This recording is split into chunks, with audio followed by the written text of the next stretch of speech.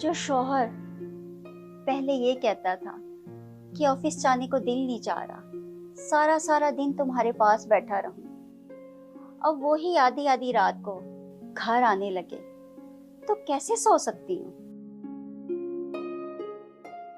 दोस्त की तरफ किसी काम से चला गया था, इसलिए देर हो गई। कॉल तो रिसीव करते। पता मैंने कितनी कॉल्स की हैं फयाज। सॉरी बाबा, साइलेंट पर था इसलिए पता नहीं चल सका। सर में बहुत दर्द हो रही है, प्लीज एक चाय बना दो। मैं फ्रेश होकर आता हूँ।